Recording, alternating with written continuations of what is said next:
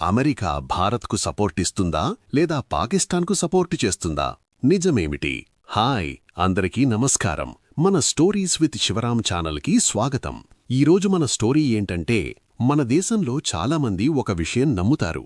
America మనకు పక్కా friend అని, ఏ యుద్ధమొచ్చినా మన వెనక నిలబడుతుందని. కానీ ఇంటర్నేషనల్ పాలిటిక్స్లో ఫ్రెండ్షిప్ అంటూ ఏమీ ఉండదు. అక్కడ ఉండేది కేవలం ఇంట్రెస్ట్స్ మాత్రమే. ఇప్పుడు వెలువడుతున్న రిపోర్ట్స్ చూస్తే ఈ నిజం మరింత స్పష్టంగా అర్థమవుతోంది. పాకిస్తాన్తో భారత్కు యుద్ధమొస్తే అమెరికా ఆటోమేటిక్గా మన వైపు నిలబడదని సీనియర్ అమెరికన్ అఫీషియల్స్ సూచనగా చెప్పారు. అంటే భారత్ తన యుద్ధాన్ని తనే పోరాడాల్సి ఉంటుంది. ఇది విన్నప్పుడు చాలామందికి షాక్ అనిపించవచ్చు. కానీ ఇందులో పెద్ద సర్ప్రైజ్ ఏమీ లేదు. అమెరికా అనేది గ్లోబల్ పార్ట్నర్షిప్ గురించి మాట్లాడుతూనే తన స్ట్రాటజిక్ ఇంట్రెస్ట్స్ కోసమే అన్నీ చేస్తుంది. ఇది ఆ దేశం ఫారిన్ పాలసీలో ఎప్పటినుండో వస్తున్న ప్యాటర్న్. వాషింగ్టన్ దృష్టిలో భారత్ ప్రధానంగా చైనాను బ్యాలెన్స్ చేయడానికి ఒక పావు మాత్రమే. పాకిస్తాన్తో మన కాన్ఫ్లిక్ట్లో వాళ్లు సైన్యాన్ని పంపే ఛాన్స్ చాలా తక్కువ.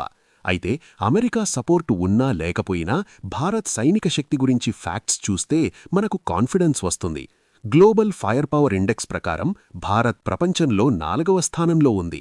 దీని పవర్ ఇండెక్స్ స్కోర్ 0.1346. పాకిస్తాన్ ఇప్పుడు 14వ స్థానానికి పడిపోయింది. దాని స్కోర్ 0.2626. ఇందులో గుర్తుంచుకోవాల్సిన విషయం ఏమిటంటే, స్కోర్ తక్కువగా ఉంటే ర్యాంక్ మెరుగ్గా ఉంటుంది. 2 ఏళ్ల క్రితం పాకిస్తాన్ 9వ స్థానంలో ఉండేది.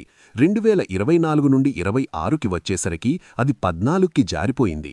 ఇందుకు కారణం ఆ దేశం అనుభవిస్తున్న తీవ్రమైన ఎకనామిక్ క్రైసిస్. సైనికుల సంఖ్య విషయంలో చూస్తే భారత్ వద్ద సుమారు 14.5 లక్షల యాక్టివ్ సోల్జర్స్ ఉన్నారు. పాకిస్తాన్ వద్ద కేవలం 6.5 లక్షల మంది మాత్రమే ఉన్నారు. రిజర్వ్ ఫోర్సెస్లో కూడా భారత్దే పైచెయ్యి.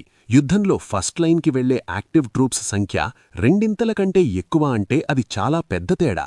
బడ్జెట్ విషయానికి వస్తే అసలైన స్ట్రెంత్ అర్థమవుతుంది. భారత్ డిఫెన్స్ కోసం సుమారు $75 బిలియన్ ఖర్చు చేస్తోంది.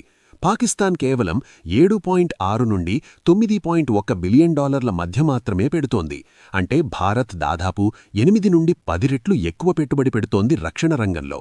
ఈ భారీ బడ్జెట్ వల్ల భారత్ అత్యాధునిక వెపన్స్ కొనుగోలు చేయగలుగుతోంది. Rafale jets, S-400 missile defence system, BrahMos missiles వంటివి ఇందులో ఉన్నాయి.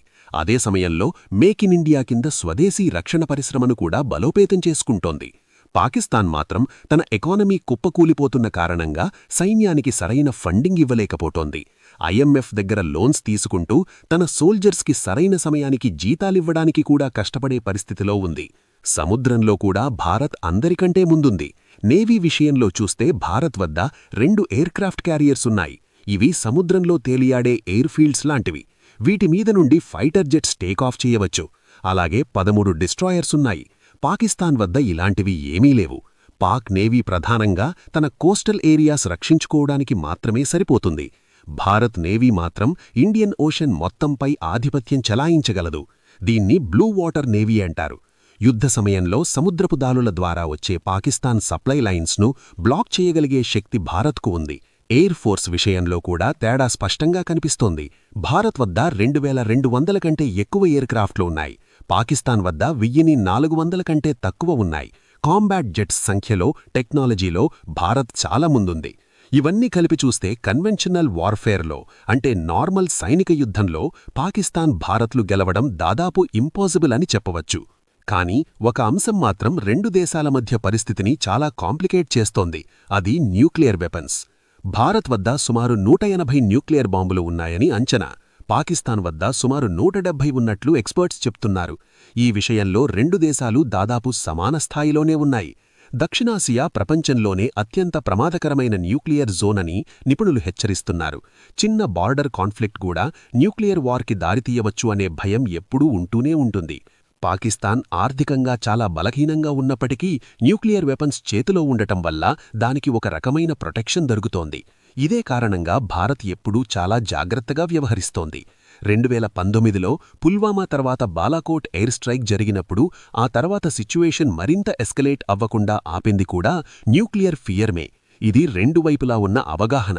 ఇక్కడ ఆపరేషన్ సింధూర్ ప్రసక్తి తీసుకొస్తే చాలామంది భారతీయులు చెప్పేది ఏమిటంటే అమెరికా మధ్యలో వేలు పెట్టకుండా ఉంటే ఆ ఆపరేషన్లోనే పాకిస్తాన్ పని పూర్తిగా అయ్యి ఉండేదని.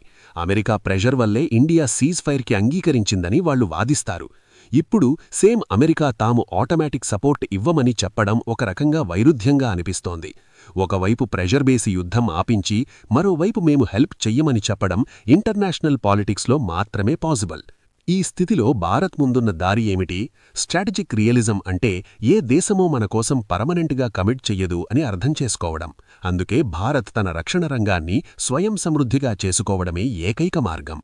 డిఫెన్స్ ఎక్స్పోర్ట్స్ పెంచడం, టెక్నాలజీ తామే డెవలప్ చేసుకోవడం, రీజనల్ అలయన్సెస్ బలోపేతం చేసుకోవడం ఇప్పుడు చాలా అవసరం.